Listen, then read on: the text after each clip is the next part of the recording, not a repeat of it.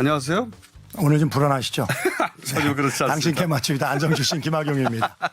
그나저나 태풍이 그 랑랑이 아주 그 위력이 대단하다고 기상청으로 제가 보고를 받고 있습니다. 그래서 아마 내일 한반도를 관통할 것 같은데 그 태풍 피해 없도록 좀 만전을 기해 주시기를 당부드립니다. 역시 환경노동위원장 김학용이었습니다. 정치는 다르군요. 정말 저도 의원 생활 지금 12년째 하고 비서관부터 31년째 하지만 이렇게 온갖 의혹들이 계속해서 시간 단위로다가 쏟아져 나온 적이 없습니다. 아마 기사량으로다가 건국 이래 최고의 기사가 쏟아져 나오고 있는데 저는 이미 조국 후보자는 국민들로부터 지난번에도 말씀드렸습니다만 사망 선고를 받았고 민주당도 이제는 국민이 부여한 국회의원으로서의 책무를 정상적으로 수행해야 된다. 더 이상 범죄자로서 지금 이제는 수사의 대상이 된 조국 후보자를 더 이상 감싸는 것은 옳지 않다고 생각이 됩니다. 뭐 여러 가지가 있습니다만 제가 오늘 아침에 올라오면서 인터넷을 검색을 했더니요. 뭐 몇 가지만 말씀드리겠습니다. 첫 번째는 그 최성해 동양대 총장이 바로 4일 날 조 후보자 부인 정경심 교수가 자신한테 전화를 걸어서 통화하다가 조국 후보자를 직접 바꿔줘가지고 조국 후보자랑 통화를 했다. 그래서 조 후보자가 딸이 받은 표창장 발급 권한을 부인 소위 정경심 교수가 총장에게서 위임받은 것으로 증언해 줄 것을 요청했다. 그러면 모든 문제가 해결이 될 수 있다. 이런 얘기를 했다는 대단히 중요한 증언이 나왔고요. 본인의 주장이죠. 거기까지는. 자, 본인의 주장이 아니 총장이 도대체 조국 후보자랑 무슨 왼수지간 아니면은 없는 말을 저어서 할 수는 저는 없다고 생각이 되고 총장도 얘기했지만은 이것을 막 이 정도는 얘기를 안 하고 참고 있으려고 그랬는데 동양대 총장이 마치 예산 부탁을 했는데 안 들어줘서 이런다. 이런 지금 뉴스가 보도가 되니까 이제 더 이상은 못 참겠다고 얘기한 것 같고요. 또 하나는 제가 이게 이해가 안 가는 게 그러니까 표창장 자체가 가짜다.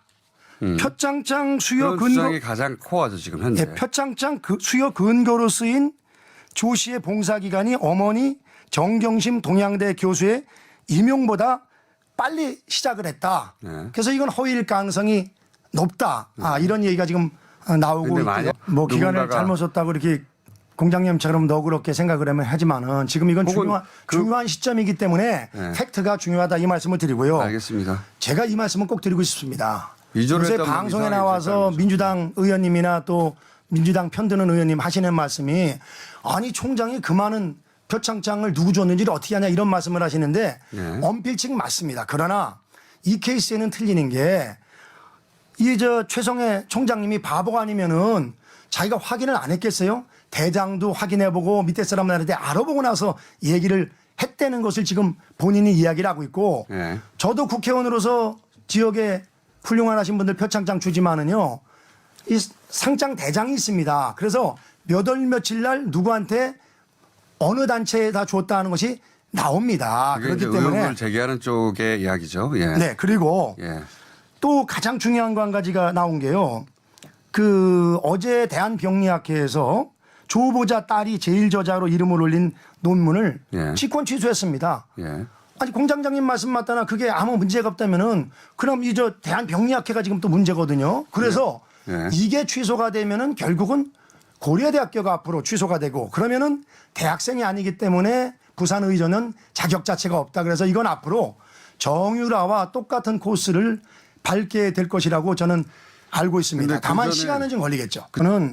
이거는 예를 들어서 제가 그 두 가지가 지금 없는데 제가 얘기한 것 자체가 만약에 팩트에 근거하지 않는다면 저도 다치는 거죠. 그렇기 때문에 저는 분명히 제가 책임질 수 있는 범위 내에서 말씀을 드리고 또 하나는요. 만약에 정말 떳떳하다면은 압수수색 이틀 전에 새벽에 한국투자증권 37살 먹은 젊은 친구랑 같이 가가지고서 동양대에 있는 자신의 컴퓨터 컴퓨터 본체를 통째로 들고 나갈 이유가 있겠냐. 이거 하나 꼭 말씀을 드리고 싶고요. 또 하나는요. 지금 서울대학교 그 로스쿨 학생들이 조국 후보자 사퇴를 요구하는 그런 성명을 발표했죠. 네. 투표를 해서 투표와 참여한 사람의 84%가 찬성을 했습니다. 그래서 오늘 뭐 청문회에서 그 논의가 되겠지만 그러나 청문회 자체가 아시는 것처럼 장관 청문회는 위증죄를 물을 수도 없고 또 이번에 핵심 증인들이 다 빠졌기 때문에 한계가 있을 거라고 생각이 됩니다. 뭐 조국 후보자께서 좀 성실하게 임해주기를 바랄 뿐인데 아마도 지난번 기자회견 같이 기자 간담회를 볼 것 같으면은 잘 모른다. 내가 관여 안 했다. 처음 듣는 사실이다. 이렇게 이야기를 하는데 저는 만약에 조국 후보자 말이 사실이라면 그는 아버지 자격이 없다고 생각이 됩니다. 저도 대학 다닐 때 장학금 타봤습니다만은 장학금 타면은 기뻐가지고 저도 타자마자 아버지한테 가가지고 아버지 저 오늘 장학금 탔어요. 아이고 야 하경아 정말 잘했다. 사람이 칭찬받고 싶은 거거든요. 근데 장학금을 6번 타는데 아버지한테는 아무 얘기도 안 했다. 401만 원씩 대학원에서 2번 타는데 아버지한테는 아무 얘기 안 했다. 그 특이한 집안이죠. 그리고 논문 제1자절에 올렸는데 부모가 몰랐다. 자기 재산보다 더 많은 것을 일반인들이 전혀 생각할 수 없는 사모펀드에 투자를 했는데 본인은 모르고 부인이 한 거다. 이번 청문회에 아쉬운 것이 예. 청문회를 하루랑 이틀 하는 건 어마어마한 차이가 있거든요. 네. 그래서 대개 총리 낙마하는 경우가 이틀째 낙마를 하는 거거든요. 왜냐? 첫 번째는 전반적으로다가 굵고 공략을 하고 두 번째는 둘째 날은 아픈 데만 집중적으로 공략을 했기 때문에 못 버티는 거거든요. 네. 근데 이것을 이틀 합의한 것을 하루로 한 거는 저는 문제가 있다고 생각이 되고 그럼에도 불구하고 오늘 청문회 날이기 때문에 특히 우리 자유한국당 그 법사위원님들이 나름 화력이 좀 괜찮은 분들이 계시기 때문에 저는 뭐 최선을 다해 주시리라고 믿고요. 우리 스탠스가 청문회와 관련해서 왔다 갔다 한 것은 조금 아쉽게 생각을 합니다만 그럼에도 불구하고 예를 들어서 조국 후보자가 국회에서 기자간담회를 했는데 민주당의 수석 대변인이 사회를 봤단 말이죠. 네. 표현이 어떨지 모르지만 정말 본분을 망각한 거다. 아니 집을 지키라고 개를 한 마리 길렀는데 그 도둑이 오면 지지라고 저 개를 길렀는데 도둑이 오면은 도둑이랑 개가 같이 집안을 돌아다니고 주인을 공격하면 본분을 망각한 거거든요. 국회에서 기자회견을 한 것은 잘못이다.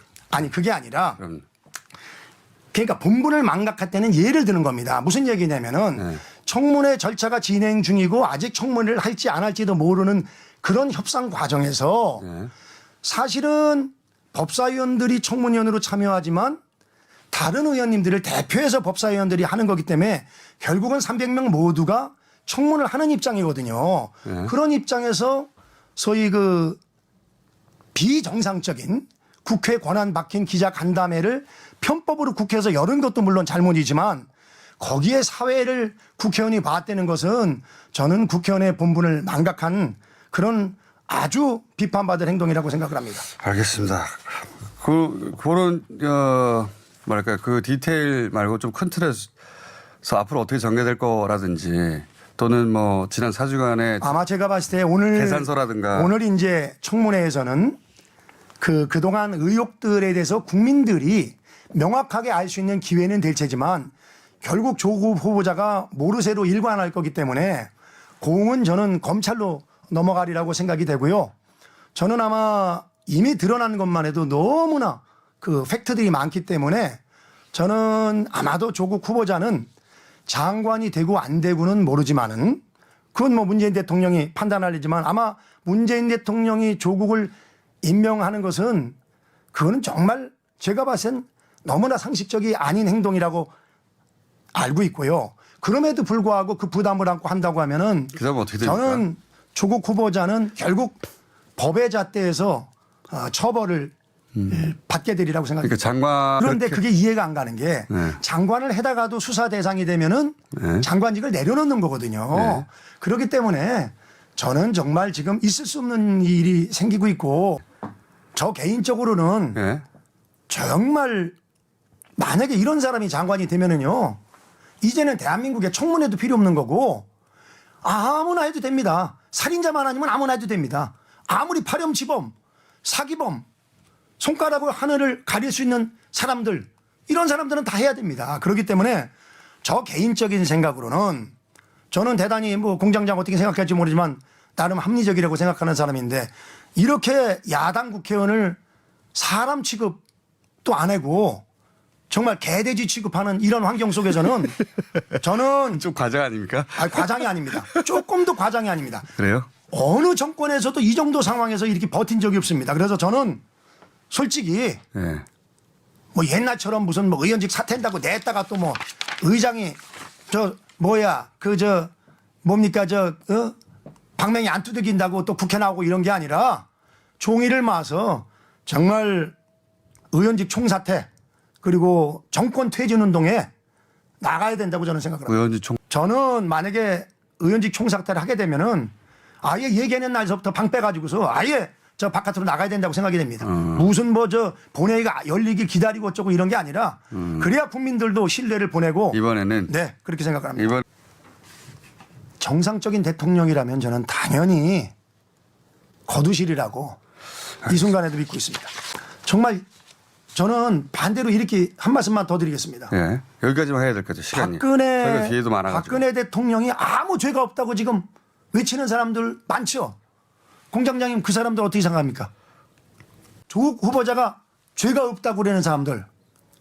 저는 이거는 그런 사람이라면 박근혜 대통령 아무 죄가 없는 게 맞고 다시 타임테이블을 돌려서 박근혜 대통령이 다시 대통령을 하는 게 맞다고 생각이 됩니다. 왜냐? 알겠습니다. 박근혜 대통령은 무능하고 대통령으로서 부적절한 처신과 행동을 했기 때문에 대통령직에서 물러나게 된 거지 대통령이 무슨 개인적인 비리를 저지르거나 돈을 먹거나 이런 건 없습니다. 냉정하게 하면 그건 과하다고 생각이 됩니다. 그러나 조국 후보자는 예. 지금 드러나는 것만 해도 최순실, 정유라 10배, 100배입니다. 알겠습니다. 아니 근데 이런 사람은 다 그냥 두고서 한다고 하면은 앞으로 박근혜 대통령 아무 죄 없다고 얘기하는 사람 지금 좌쪽에 있는 사람들도 비판하고 야단할 그런 알겠습니다. 의원님. 자세가 안 된다고 생각을 합니다.